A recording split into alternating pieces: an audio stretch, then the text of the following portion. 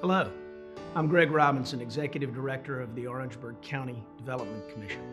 Discovering future career opportunities is an important step, even at this stage of your lives. What would you like to be when you grow up?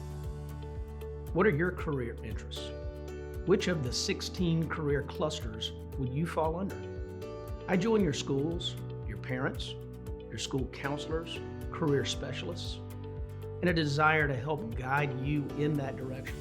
Please join the Orangeburg County School District as we present to you the first virtual career fair. Together, we will explore different careers under the 16 career clusters, from professionals right here in our own community, and out of the 16 career clusters, we will highlight careers from fields in the highest demand and of the highest interest to you, our Orangeburg County School District student. The remaining careers will be featured on a Bitmoji to be available at your schools.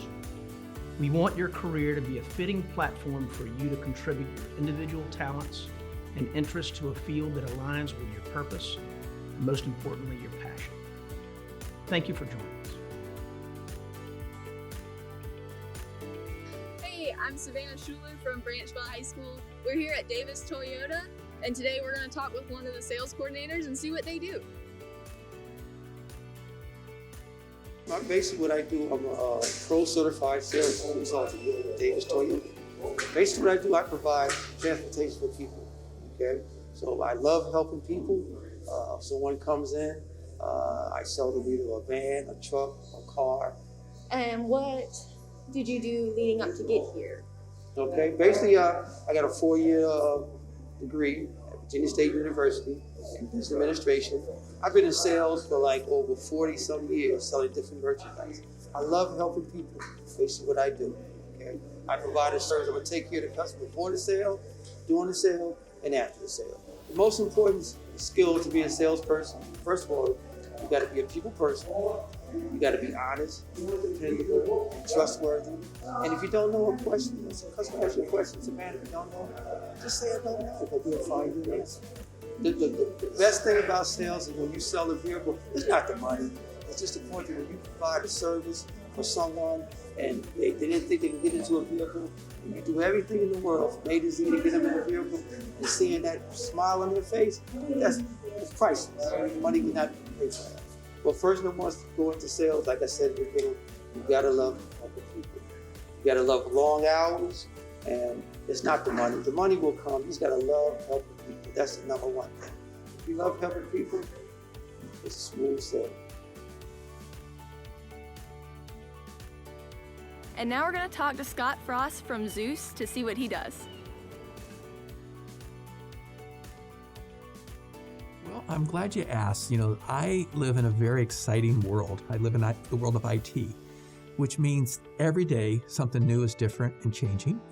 It includes everything from keeping IT systems, the network up and running, the laptops, desktops, mobile phones, cybersecurity as well, to make sure that the bad guys aren't able to get in and do nefarious things within your network. So every day is a constant change. If you hate being bored, IT is the place to go. So IT has a wide range of jobs. You can go everywhere from being a project manager. You can go into the networking side of things and say, how do you keep things connected? Or in our world, as we're wearing these masks because of COVID, you can work safely at home, and all that's part of a network engineering job.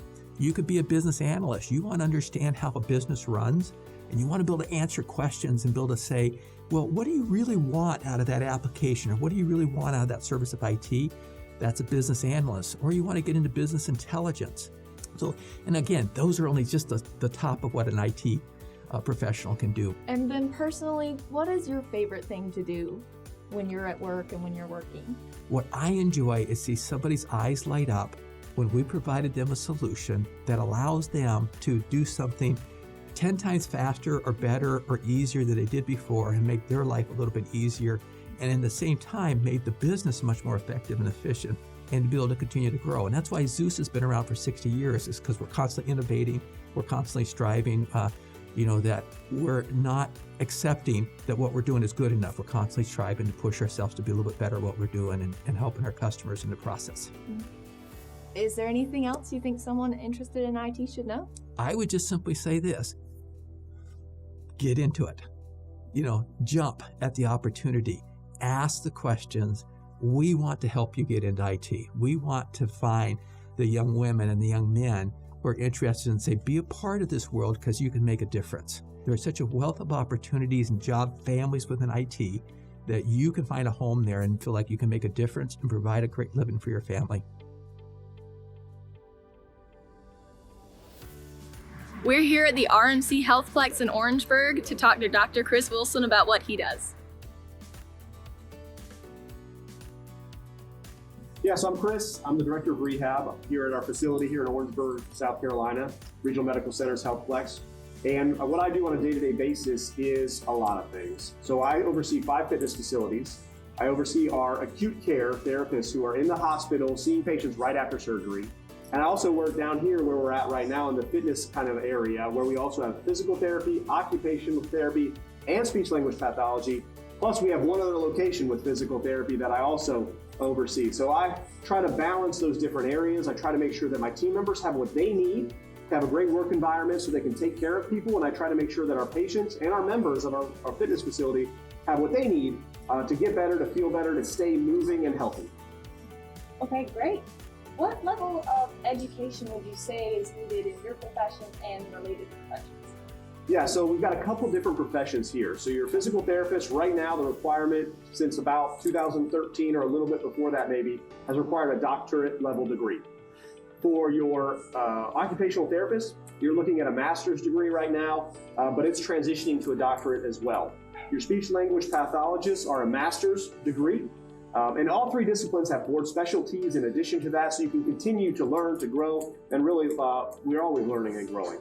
We also have exercise physiology, and that is a bachelor's level degree with opportunities for masters and beyond. And then we've got other folks that provide support in terms of our front office and various areas, which have quite a range of educational opportunities. Well, is there anything else you think someone should know about your profession? I think it's just, you've got to understand what's most important to you. You've got certain professions, certainly your medical doctors, your surgeons, that's where you're going to make the most money, but you're also going to invest lots of time, energy, and years of your life to get there. You've got other professions where you've got a little bit more of a graduated progression within the field. And you've got some that are more direct patient care, some are in and out. There's a wide variety, so explore. Ask questions until you're done asking questions, and then ask some more, and then just make the right decision for you. Today we're at the Healthplex and we're here to ask Shayna Fogel some questions.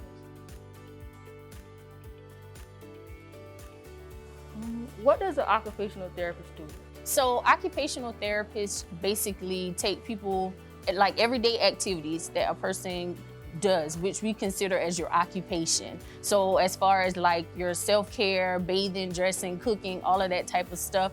And if you're injured, then we come in and we come up with interventions that can help you regain your strength and independence. What level of education is needed to become an occupational therapist assistant? So of course you want to graduate from high school diploma. You want to get your associate's degree. Once you get your associate's degree, then you go into getting your license and your certification through South Carolina licensing boards. What advice would you give someone that would like to become an occupational therapist assistant? I would say shadow someone or shadow the field that you want to be in. So with occupational therapy, shadowing someone in rehab, making sure that's something that you really want to be interested in. Do your research, reach out to a therapist, a mentor, someone that can encourage you and give you a little bit more background information with it. How long have you been an occupational therapist? I've been an occupational therapist for 10 plus years now.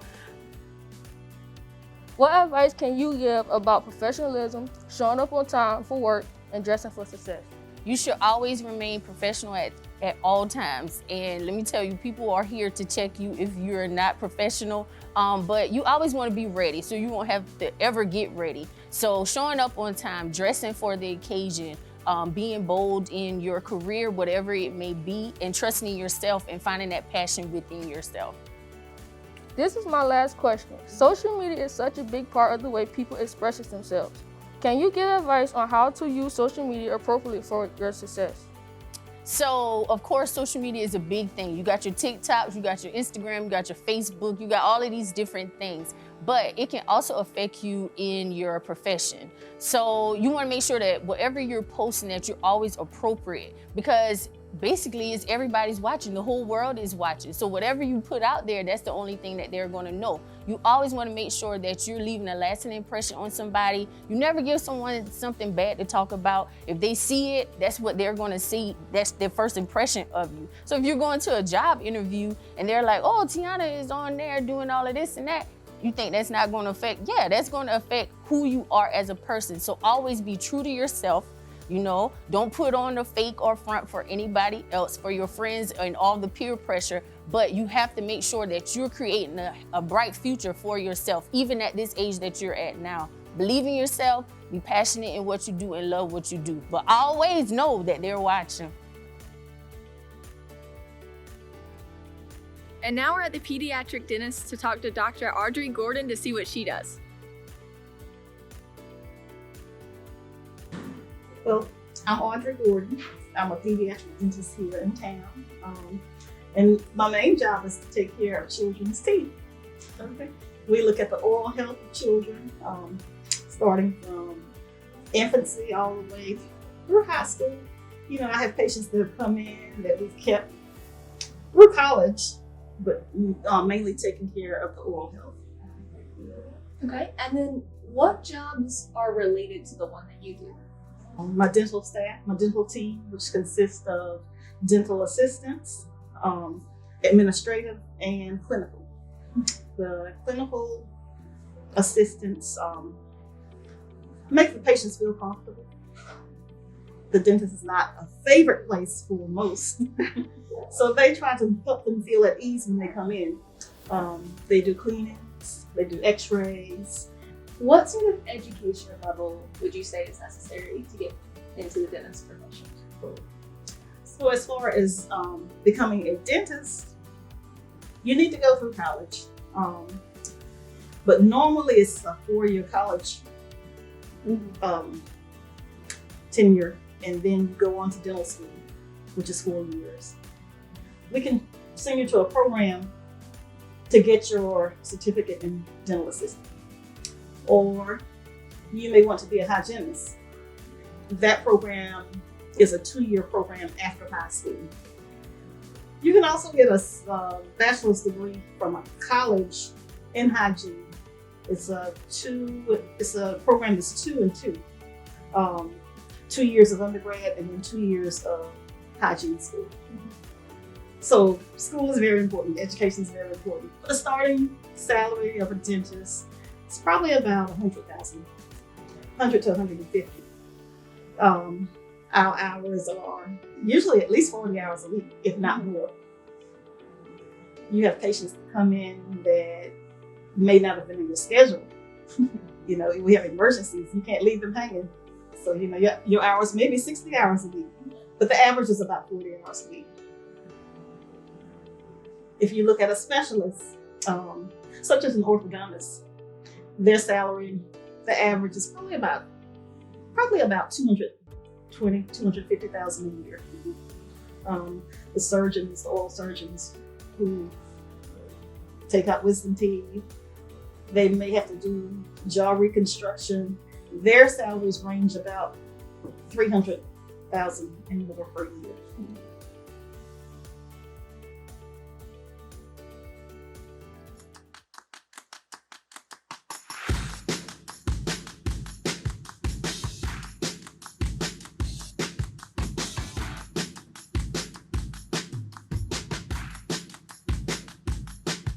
Hi, my name is Wesley Mitchell and I'm the marketing manager here at Nephron Pharmaceuticals. Here at Nephron, we are a pharmaceutical company making generic medications that are used to treat asthma symptoms, as well as medications used in a hospital during surgery. Chances are, if you've ever used a nebulizer to take an asthma treatment, then you've probably used our medications. Some of the jobs here include the manufacturing team who makes our medications, to the chemists and microbiologists who test our products, to the warehouse and logistics teams who package and ship our medications, all the way to the sales and marketing team who get these products in front of our customers. To hear a little more about opportunities available for students like you, here's Brooks Backman, our Director of Training. Hi, I'm Brooks Backman. I am the Director of Training and Development here at Nephron. I coordinate all of our apprenticeship programs. Apprenticeship programs are programs where we allow employees and students to work and go to school to learn a certain profession. We actually have one apprenticeship program in partnership with Orangeburg County School District and Orangeburg Calhoun Technical College. This apprenticeship is youth welding, and we currently have one student participating. We also have other apprenticeship programs such as pharmacy technician, mechatronics, industrial maintenance, electrical maintenance, all of which we have students currently participating in. We really enjoy having the opportunity to be able to give our students and employees an opportunity to further their education and careers. If you are an older student ready to take the next steps in your career, please contact Nephron to apply. If you're a younger student with a few years left in school, we encourage you to work hard, keep your grades up, try a lot of different things, and call us in a few years.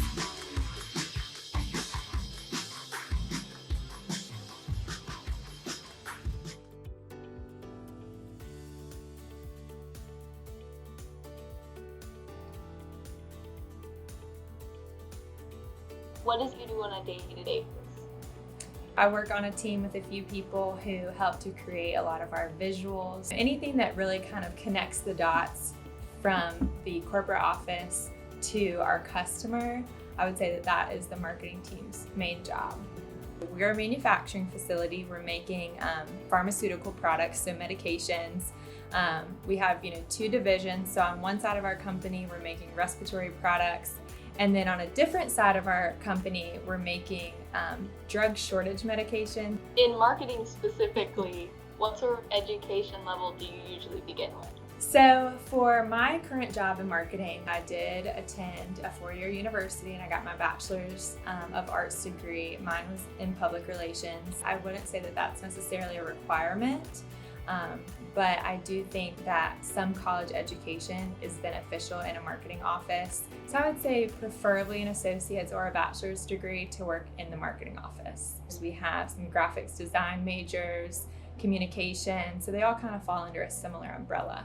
So some skills that have really helped me, I think, are communication. So whether that's written or verbal, proofreading, editing, checking for, proper grammar or typos, even if it's just in an email. Also, I would say public speaking, so verbal communications I think is really helpful because again, being in marketing or sales, we really are kind of the face of the company to some extent. How important is professionalism? Yes, I think that professionalism is important in any job that you have.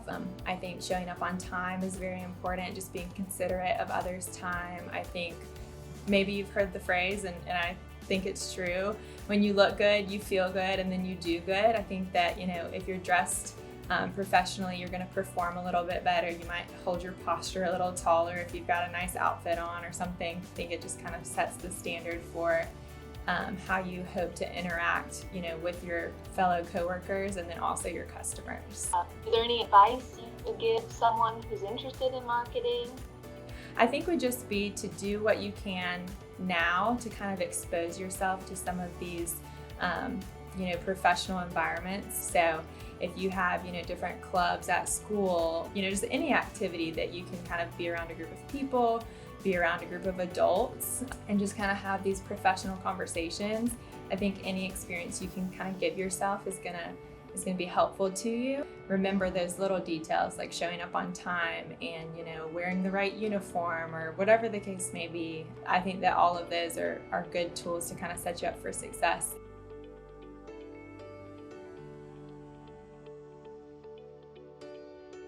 I'm Haley Bochette, and today we're at Wholesome Cement Plant in Holly Hills, South Carolina, and we're going to ask some employees a couple of questions.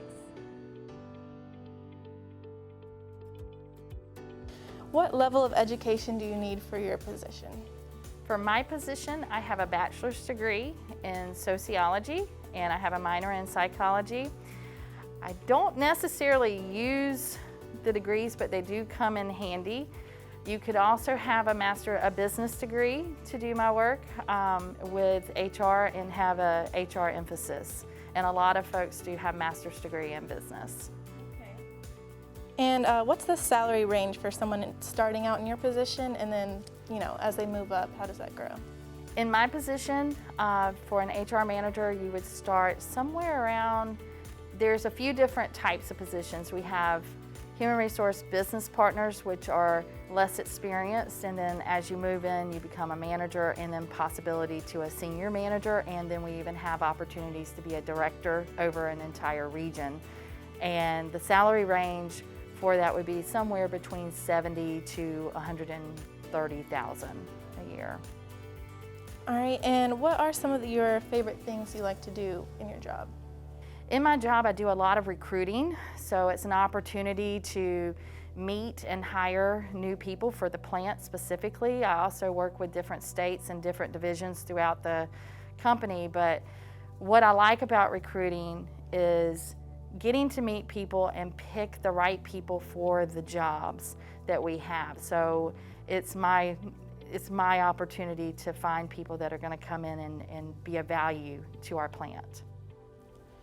And have you had any other jobs than the one that you have now?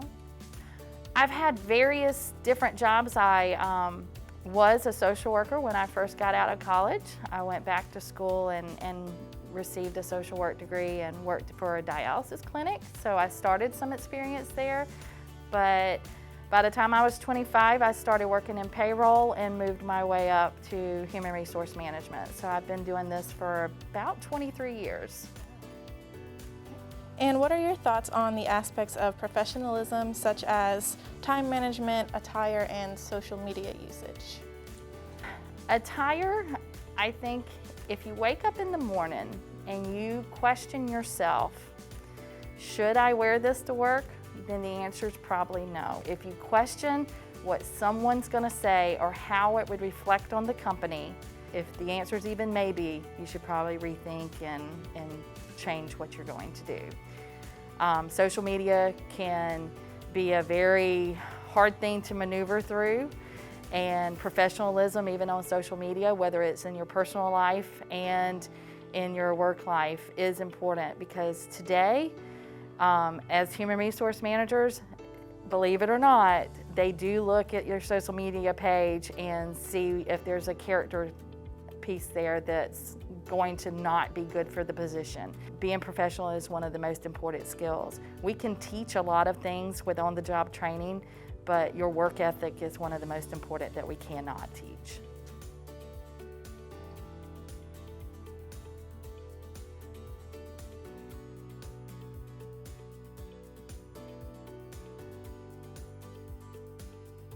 What level of education do you need for your position? For my position, you could certainly hold this position with a high school diploma. Technical degrees and or bachelor's degrees would probably serve you better in this position. And what's the salary range for someone starting out in your position, and then what is it as they continue to move up? I would say a typical salary range for my position is somewhere in the $70,000 to $105,000 range. What are some of your favorite things to do in your position? Probably at the top of the list would be, being able to develop people, develop their skills in their jobs, getting to know and understand the people. Secondly, as far as favorite things, is the technical side of it, understanding the plant equipment, the process, and being able to solve some of the bottlenecks. And have you had any other jobs before the one you have now? I have. I started with a company in Orangeburg where we produced Teflon tubing, and I progressed from an operator into the research and development department there.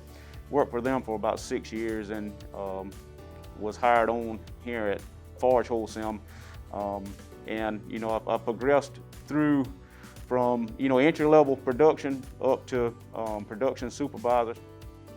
And what are your thoughts on the aspects of professionalism, such as time management, attire, and social media use? For me, time management is very important. It's important that we manage our time and their time correctly. If not, we don't meet our milestones and goals for the day, for the for the week, for the month. Professionalism is very important. To me, it's all about how you present yourself to the company, to other people.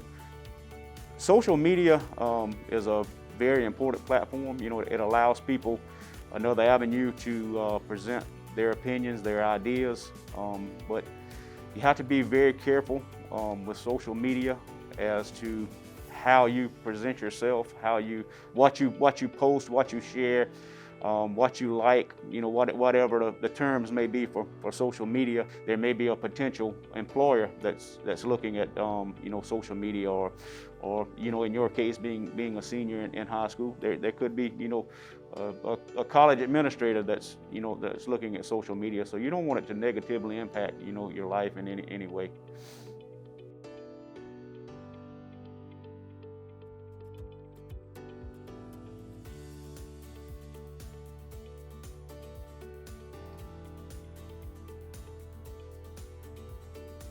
My name is Chantel Butler.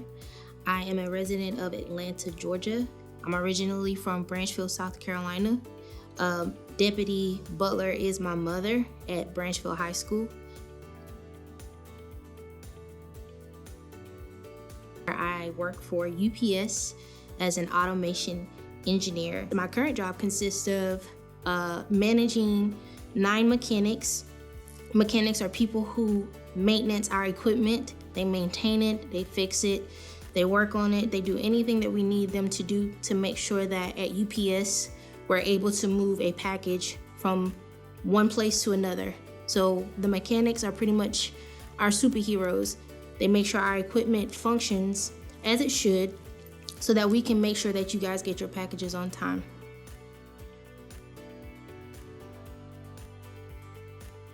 The level of education needed for this position would be a 4-year degree from an accredited university.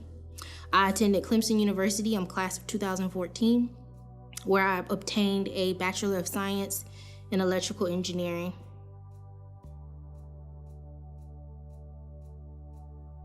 One of the things that I like least about my job is that it's very demanding. There's no real downtime. I work 4 days a week, 12 hours every day, sometimes more. And before I became an automation engineer for UPS, I was a consultant for another firm, and I worked 6 days a week, and I traveled 90% of the time. It's very demanding, but I wouldn't change it for anything. The thing I like most about my job is that I'm able to troubleshoot. I'm able to find out the problems and find out the cause of the problems and find a solution for those problems and prevent them from happening again.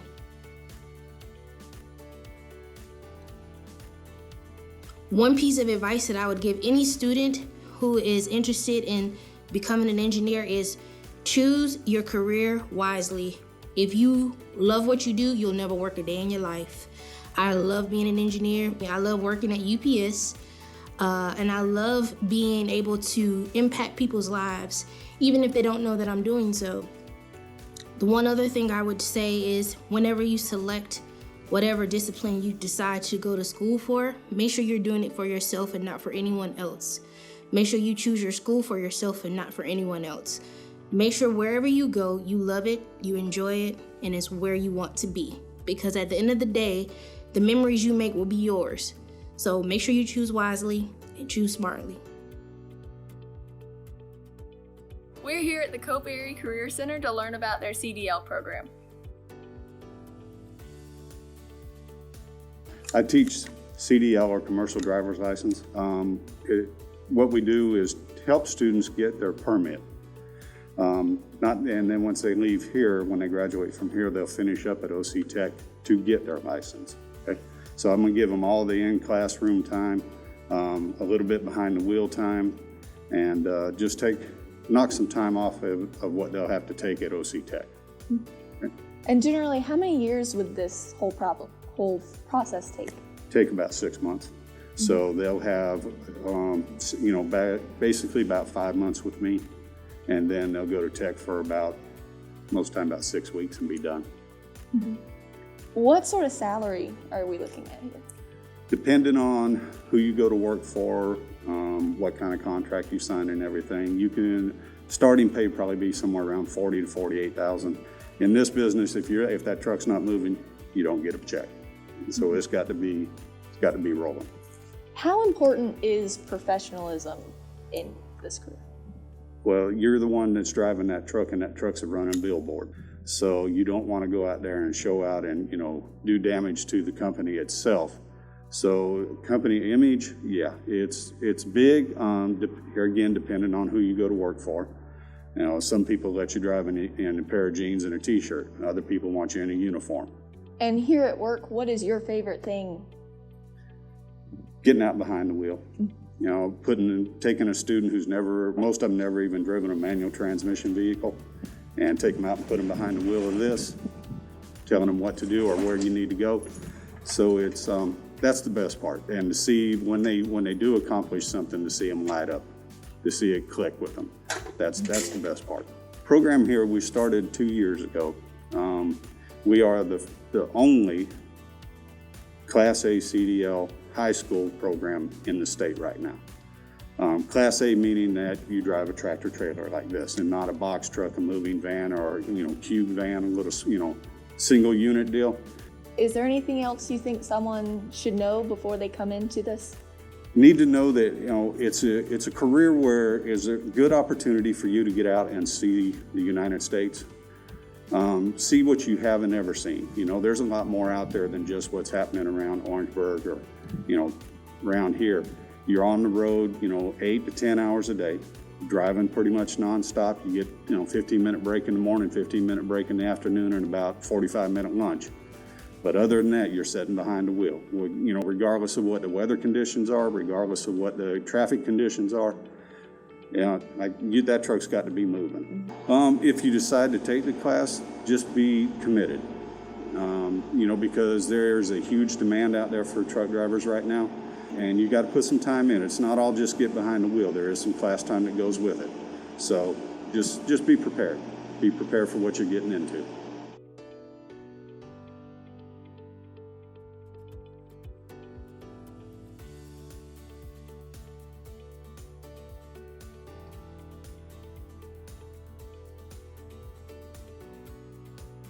I would like to start off by asking, what is the level of education that's needed to work here? A high school diploma. What is the hourly range? It ranges from $17 an hour to $20 an hour. And my last question is, what are your favorite things about working here? My favorite thing is helping others get my machine working efficiently, get the product and quality that's necessary here to produce at Bimbo Bakeries. I appreciate it. Thank you. You're welcome. My first question is, what type of advice do you have for someone who is looking for a job, and what opportunities do they need to look out for? First, I would let them know to come in, be patient with an open mindset. Come in, be strong, open-minded. What skills do you look for in employees? We look for stability. We look for being on time. We're pretty much gonna tell or notice if you're willing to work that first week, because you're gonna perform. When you come to work and if you want to work, you're gonna act like you want to work. You're gonna perform if you want to work. So we basically gonna know. We want people that come in and get the job done, help others.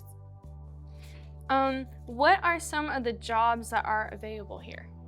Right now we're looking for oven operators. We're looking for divider operators. We're looking for mixer operators. We're looking for wrappers.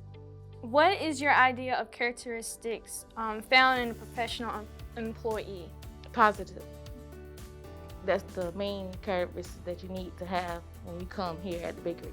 It's hot, so you have to keep a positive mindset because, like I said, it's very, very hot.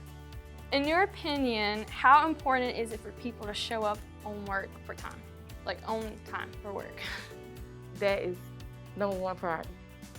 Because just lucky you don't go to school. If you don't go to school, you can't get the work done, right? If you don't go to school and you miss that assignment, what you gonna get? A 0. Same thing with us. If you miss work, for 1, you're not gonna get paid. For 2, if I don't come to work, the next person don't come to work, we're not gonna get the job done. So it's gonna be somebody that should have been working in their own area is gonna be working in your area that's gonna be working harder. So it's very important to show up to work and show up to work on time. If a person is applying for a job here, do you check their social media? You always have to be mindful of what you put on social media because it can follow you for the rest of your life. So of course you don't wanna, if you're looking for a supervisor position, you don't wanna put negative things also on social media. If you're looking for any job, you don't always wanna be the ones that put negative things on social media. Living in the real world, I think you have to be very mindful of what you put on social media. Social media basically tells a lot about your attitude and your personality. Is there anything that you least like about your job? Not really, but like I said, it's very hot in here. You know, so not that I don't like it because I've got accustomed to it. I like coming to work. I love the people I'm with. It's not every day is not gonna be easy. If I sit here and tell you that it's easy, I'll be lying to you. But for the most part, I enjoy coming to work. When applying for here, just be open-minded, come positive, ready to work. When you start working, I'm pretty sure you're gonna love it because I stepped out on faith here. I drove 1.5 hours every day to work. So just be positive, come to work.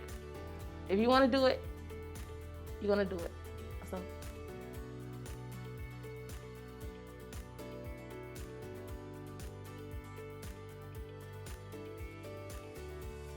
Real quick, could you tell me what you do?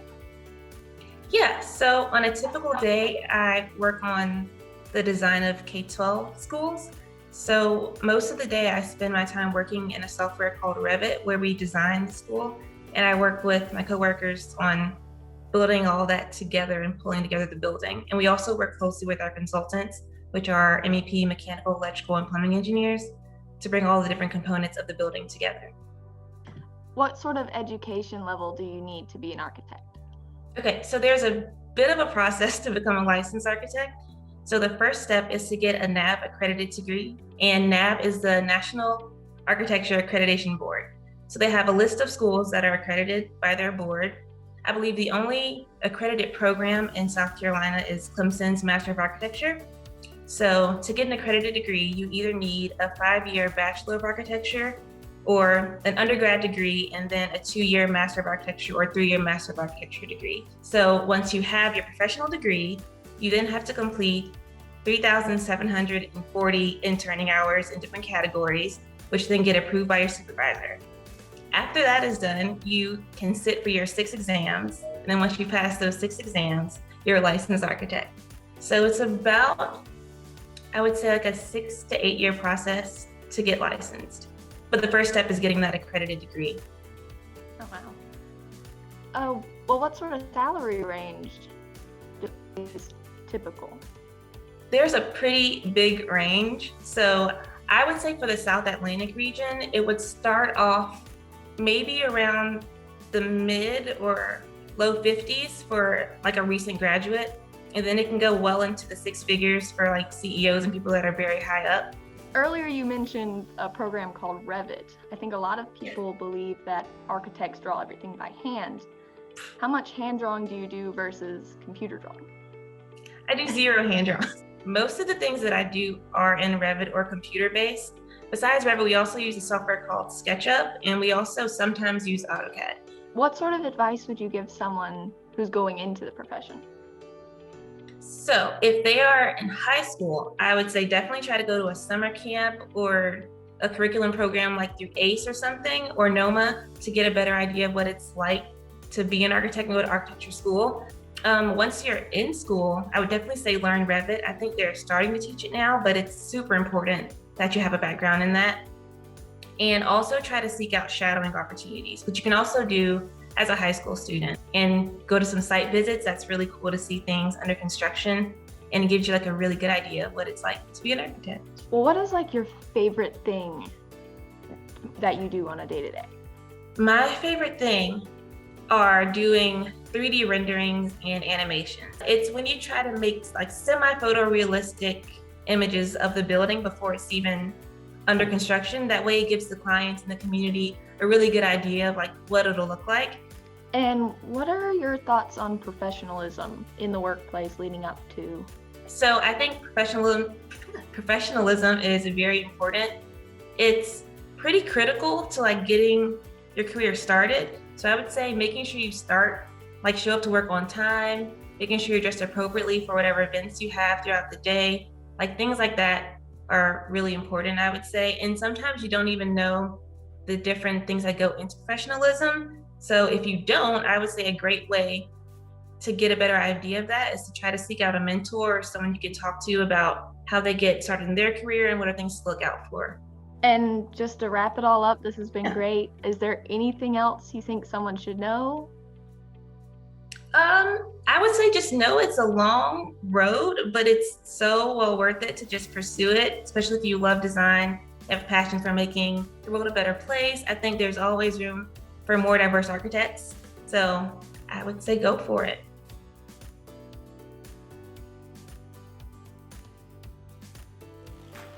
My name is Tracy Scoville. I'm in my 28th year here at the Technology Center in the program studies of NCCR building construction. The construction industry is the second largest employer in the United States.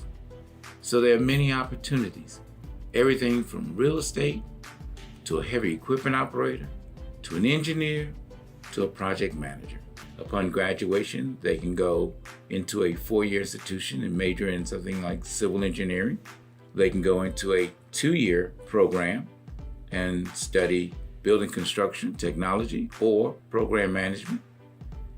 Or they can go into a apprenticeship program, or they can also go directly straight to work. When students come to this program, they actually have an opportunity to work on live projects. Everything from building a small doghouse to a large-scale building. We do both residential and commercial construction. Students also have a chance every Friday. We go out to live job site visits in which they get a chance to interact with contractors, subcontractors, owners, and developers. It gives them a little bit more of an insight about where their opportunities are. And that way, students can then understand more about what the profession involves and the number of opportunities that are within the profession.